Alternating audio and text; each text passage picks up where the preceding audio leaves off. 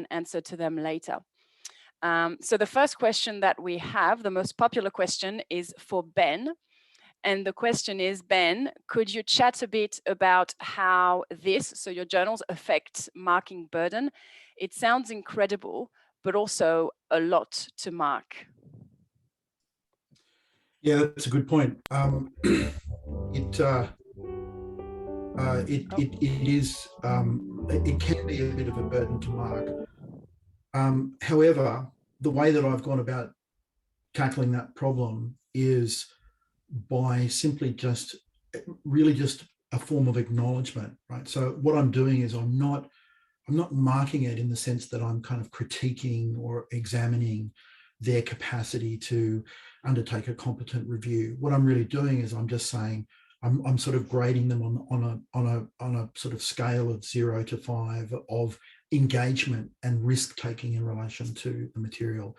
And you know, in my experience, in fact, so far in the units that I've used it in, I've not found a student who is really kind of getting very much below 4 or 5 out of 5, because when they throw themselves into it, they're doing amazing jobs, and they feel like they've got the flexibility to speak their mind and to make errors and to trip up and to say things like, well, in the 3rd page of that article, I wasn't really following what that scholar was talking about, but he or she seemed to make these kind of important points here, and I think this is important, and I'm going to bring this up in class, you know, and you say, that's great, you know. So it's really just a kind of a way to sort of to boost participation and give that acknowledgement. And so what I find is that when I come to mark them, you know, in a course of say 100 students, I might have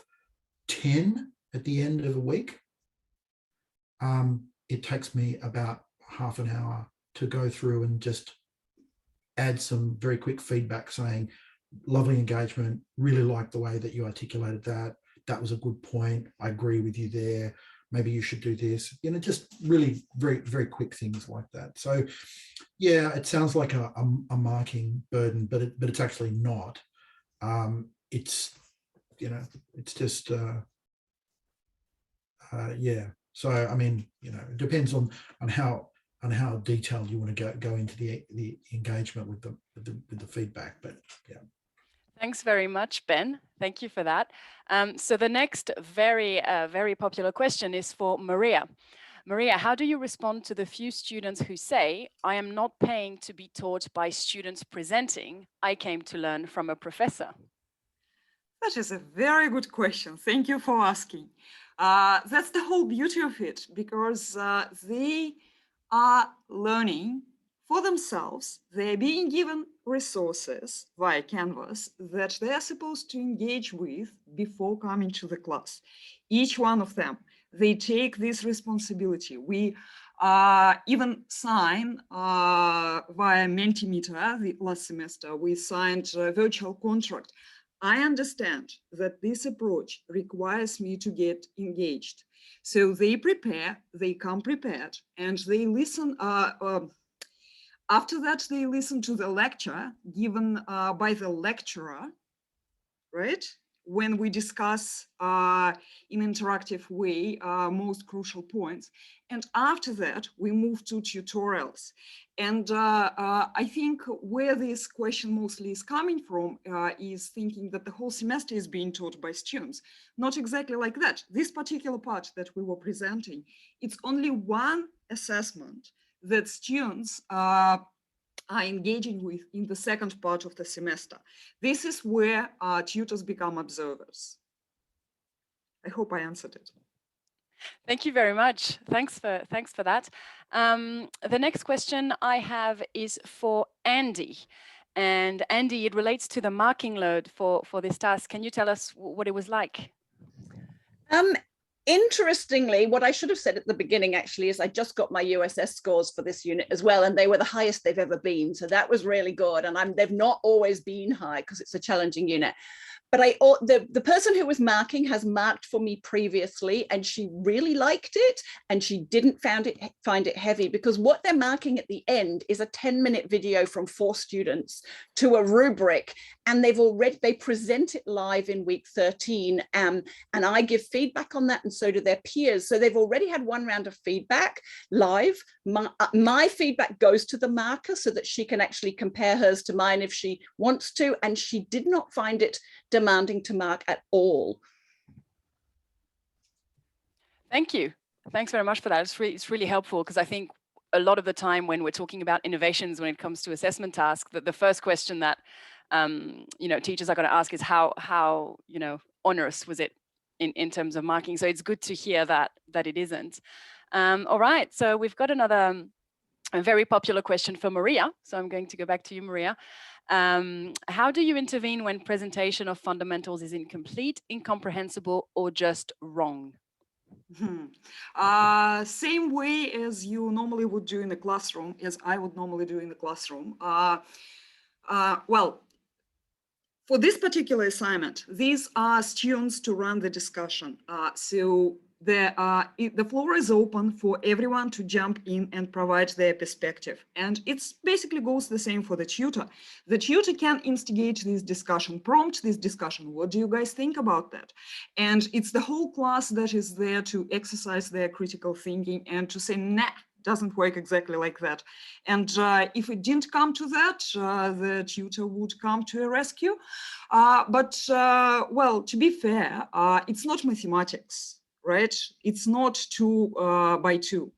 And even each best practice can be interpreted in multiple ways. So had to come up with one answer that will fit all. Thank you very much for your response, Maria.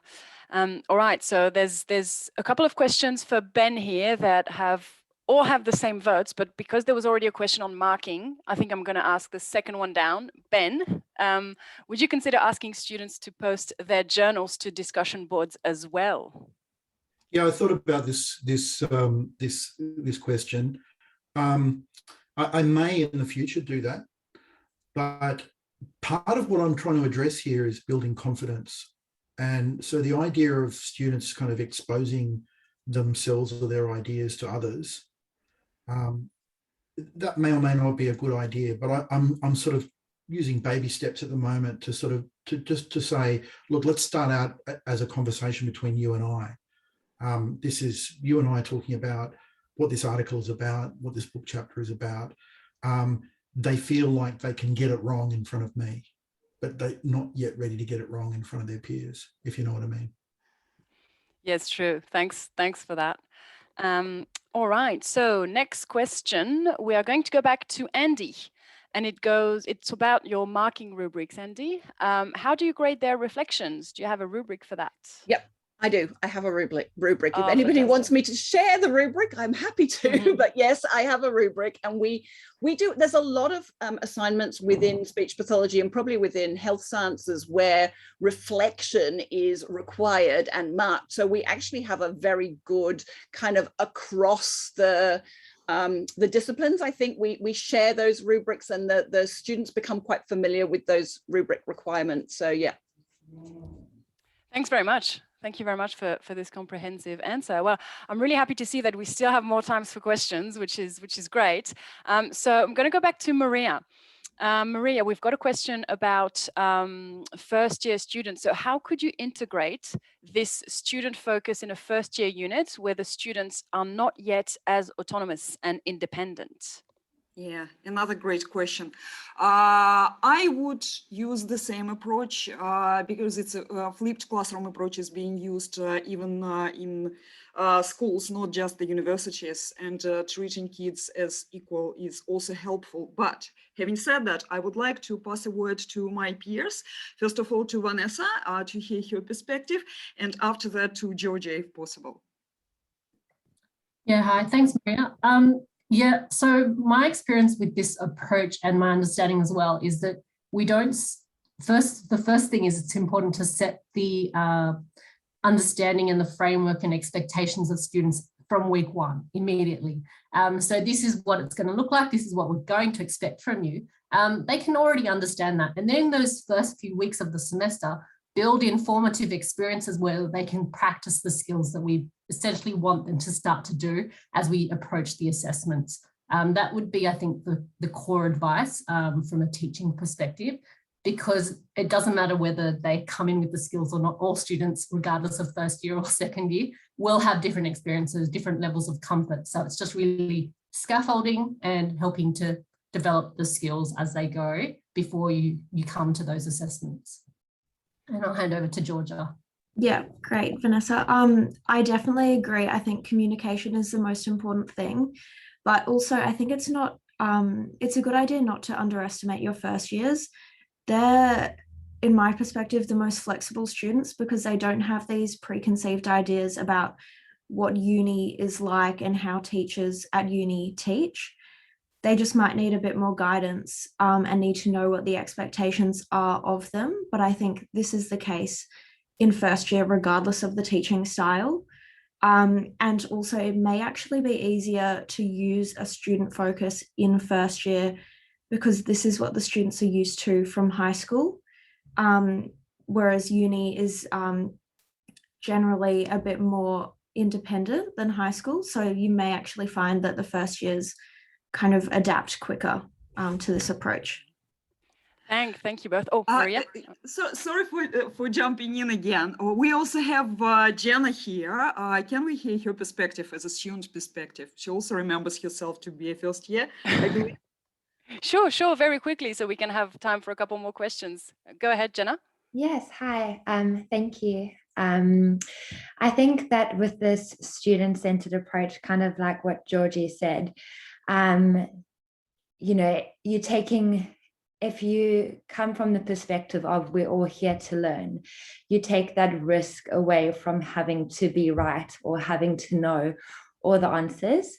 And I think with, this flexible approach to learning, where it's a more collaborative approach, where students have a say and can voice their perspectives, you receive more guidance and feedback, ongoing feedback and support. So I think that helps to take the pressure off of not necessarily knowing all the answers as well, and create to create a better learning environment for everyone. And Oliver. All right. Oliver, go ahead. I was actually interested when this question came through because I remember having a discussion with my mother when we first started this course, and she teaches preschool.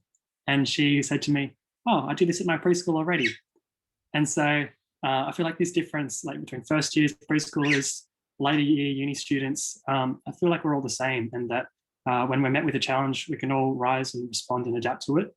And as Georgia said, we're coming in with a clean slate. We don't know what to expect in first year uni. So I feel like it's a great opportunity in first year or any year to have this student-centered approach to learning. Thank you very much for sharing your perspectives. That's incredible. All right, I'm hoping we've got time for 2 more questions, one for Ben and one for Andy. So Ben, how did students view the intervention? Was it a helpful way to engage students with readings? Actually, yeah. I mean, what surprised me last year was the amount of times that students made direct reference to this assessment in the USS evaluation comments, and they really praised it as a fantastic way for them to feel as though they were getting their feet dirty and jumping in and having a go and risking that they might misunderstand it or get it wrong, knowing full well that it would be an environment, as it always is in my tutorials, where students are free to get things wrong, right? In fact, that's what history is all about. We get it wrong, and we keep getting it wrong until we get it wrong better each time, right? I mean, that's the idea, and I think students really responded to that. Thanks so much, Ben. Thanks for your answer. And last question for Andy. All right, Andy, the last question is about scaling. So this anonymous Question asker says, great presentation, thank you. I may have missed it, but how many students did you have in your unit? How could you suggest I do this at scale 700 plus?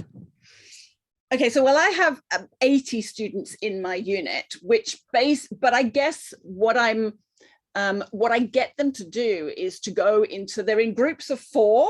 So even during the class time, so only between weeks 7 and 12, they're in these same groups. Go off into your groups and work on the Google Slides. Well, they're off and I can still see them. If you have multiple tutors, each tutor could be responsible for looking at the Google Slides as they're presenting, and the same with multiple tutorials. I don't think it's a problem in scaling, and definitely SRES makes that really easy, because whether it's 10 students or 1,000 students, you click that button to take the data into the portal and it's there and it's fast. I've never taught more than 80 students. My entire career is relatively small classes, so it's hard for me to comment, but I can't imagine it would be impossible. Thanks very much, Andy, and thank you to everybody. So I'd like to invite everyone to give a huge round of virtual applause to all our presenters, and also to the people who were doing all the work on the back end with Slido and Zoom to make sure that this session flowed seamlessly. So thank you, Kimberly, Robin, and Alex. Thank you again for amazing presentations, dear presenters. So all the questions will be followed up on afterwards and be sent to the presenters. The next session is not to be missed. A great segue actually from the session we just had with a lot of student voices. The next session is the student panel.